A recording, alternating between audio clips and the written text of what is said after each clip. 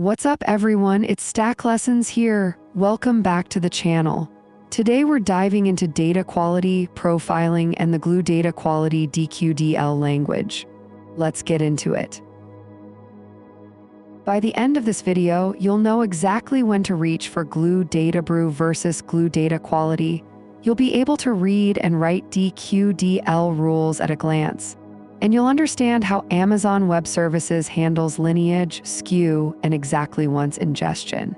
These topics stored in Domain 3 of the Data Engineer Associate exam, and they trip up more candidates than almost anything else. Here's the scenario that keeps data engineers up at night. Your nightly Glue job ran successfully. 0 errors, green check marks all the way down.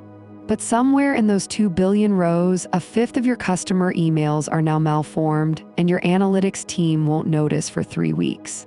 Data quality failures are silent by default, and that's exactly why Amazon Web Services built 2 completely different tools to catch them.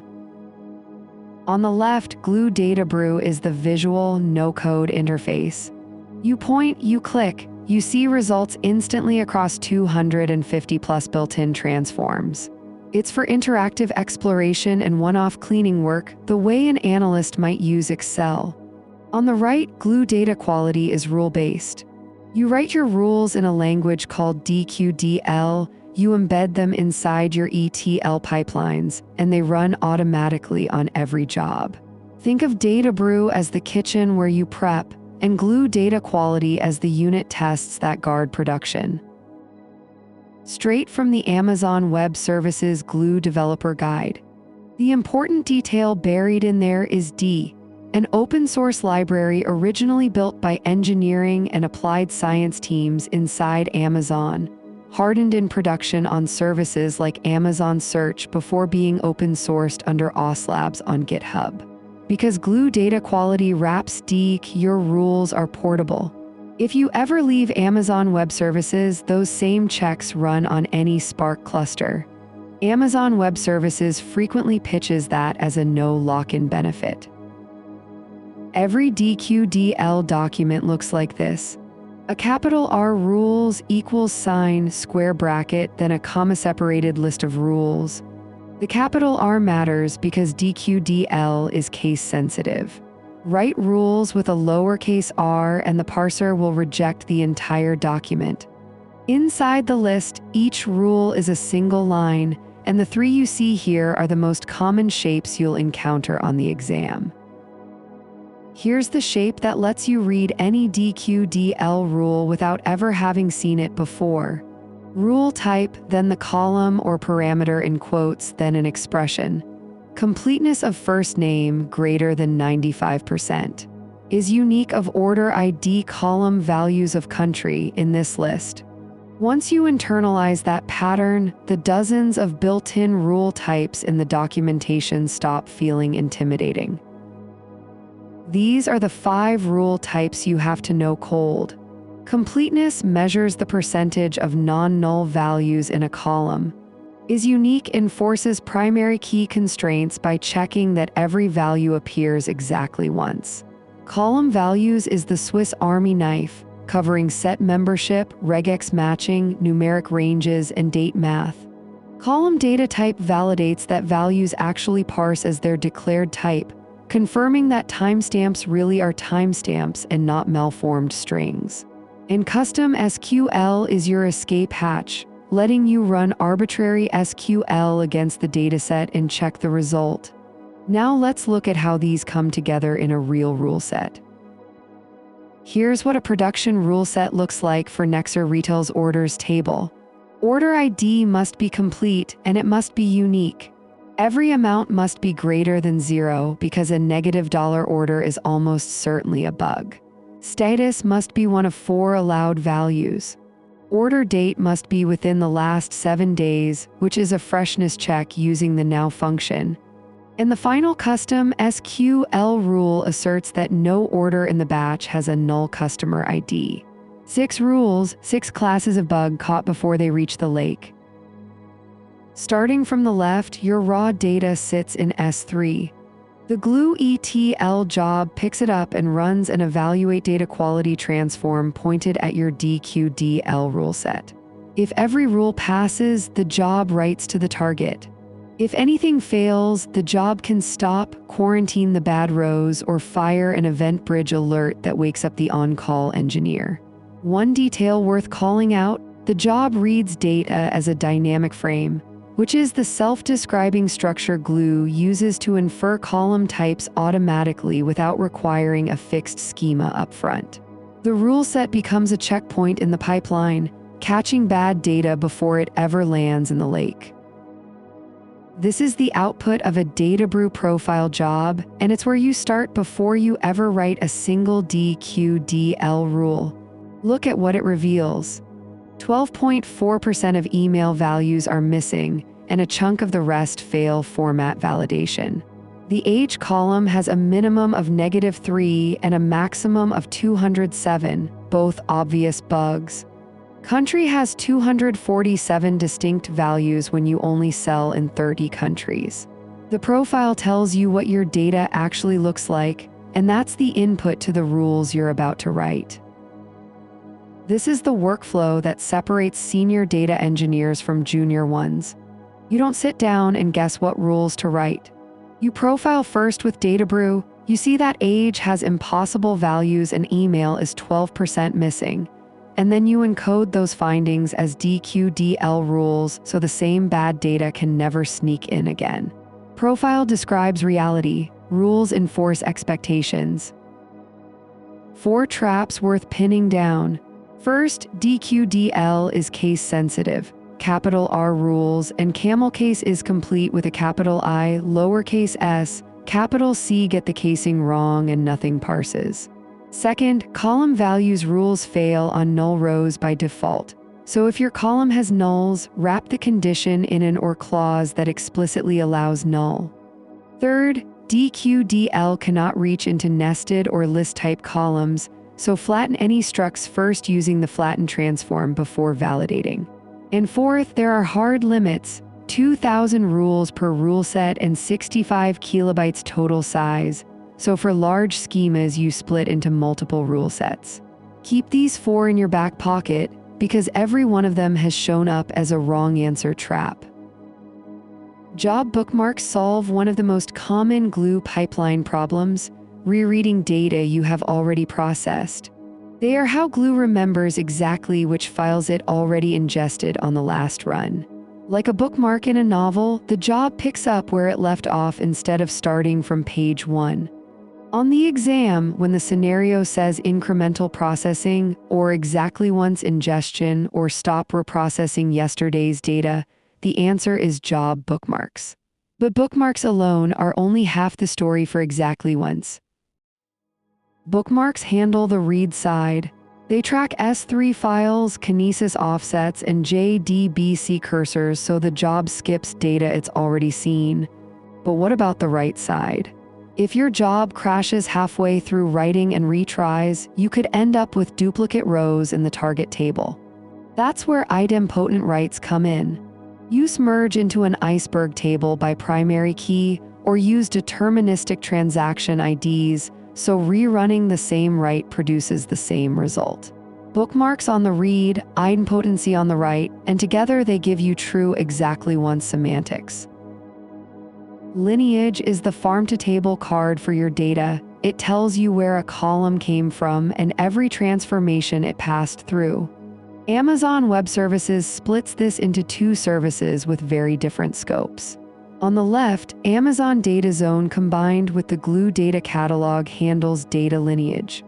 As of Glue 5, it captures column-level lineage through Open Lineage, which is powerful for PII audits and impact analysis across your ETL transformations. On the right, SageMaker ML lineage tracking is the ML-specific answer. It records the full chain from datasets to training jobs to models to endpoints, including trial components, so you can reproduce a model 6 months later for a compliance review. When the question says data lineage, choose Data Zone.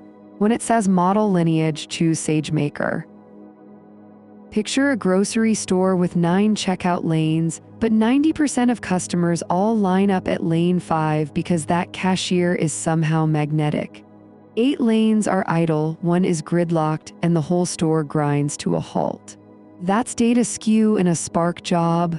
Look at partition 5, that orange bar. It takes 10 times longer than every other partition. The other 8 executors finish their work and then sit idle, waiting.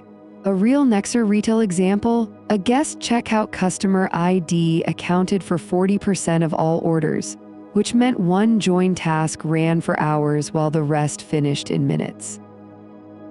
Adaptive query execution, or a QE, is the manager who walks over and opens 3 more registers just for that one lane. It detects skewed partitions at runtime and automatically splits them into smaller subtasks. It also coalesces tiny shuffle partitions and converts sort-merge joins to broadcast joins when the data is small enough.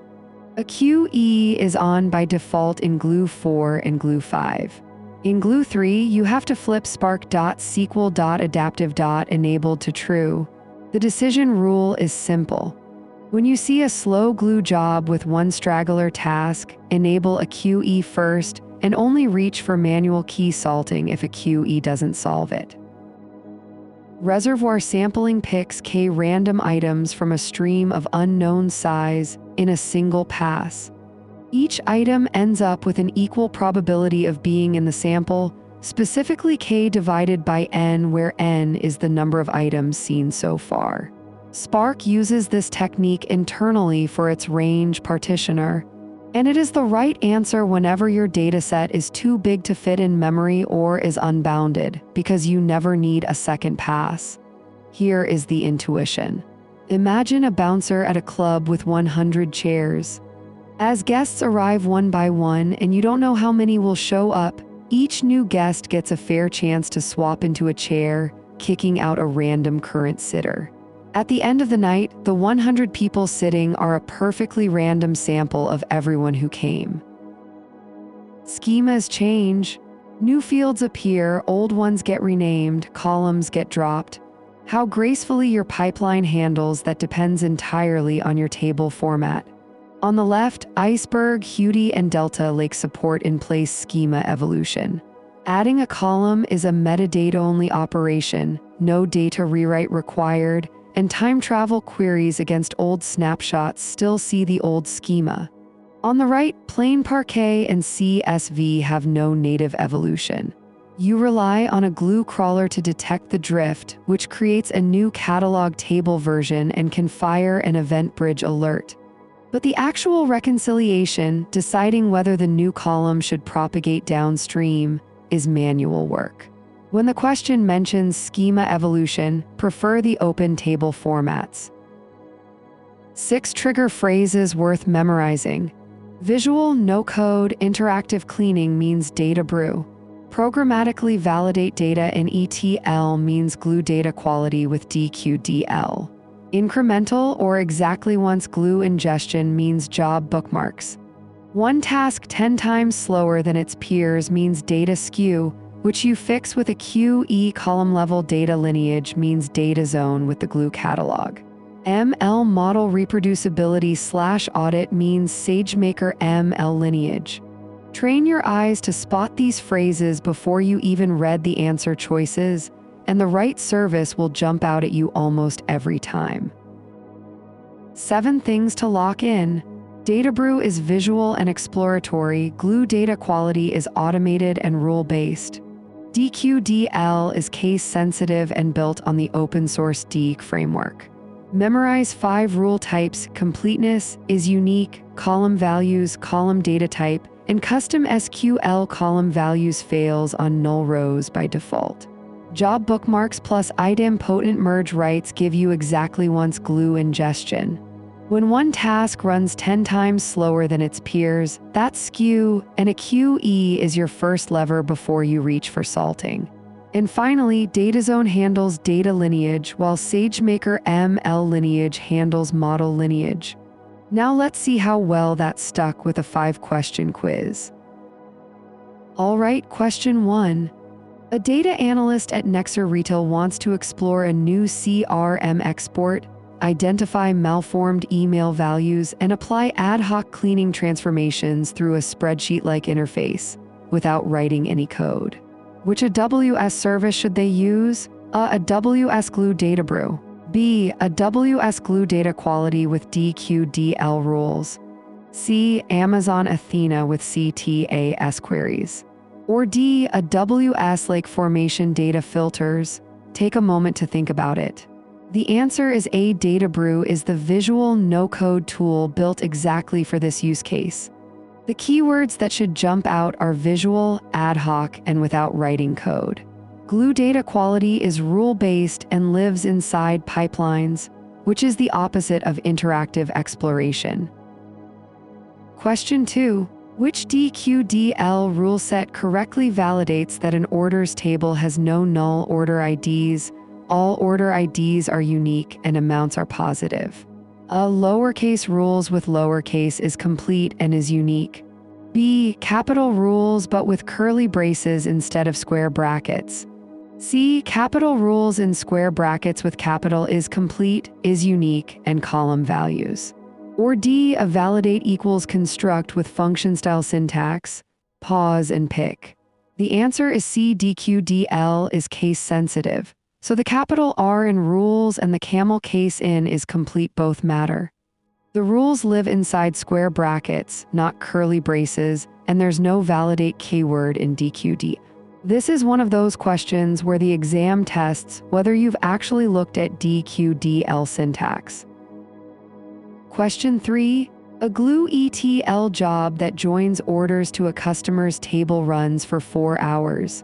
The Glue summary metrics show that one task takes 10 times longer than the median task, while most executors sit idle. What is the most appropriate first action? A. Increase the number of DPS allocated to the job.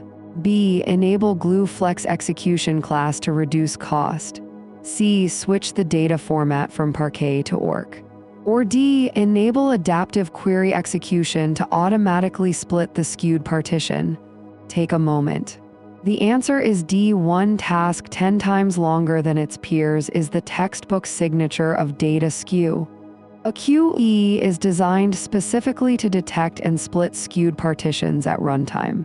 Adding DPS does nothing when 9 executors are already idle. Flex is a cost lever, not a performance lever, and the file format isn't the problem here. Question 4. A healthcare company must prove to auditors that a patient SSN column is dropped during anonymization before data reaches the analytics warehouse. They need column-level lineage that captures every transformation. Which AWS service should they use? A. Amazon SageMaker ML lineage tracking. B. Amazon Data Zone with Glue Data Catalog. C. AWS CloudTrail Data Events. Or D. AWS Config Configuration History. Take a moment to choose. The answer is B. Data Zone plus the Glue Catalog is the AWS answer for data lineage. And as of Glue 5, it captures column-level lineage through Open Lineage once you enable it in the job settings. SageMaker ML lineage is the wrong scope. That's for tracking models and training runs.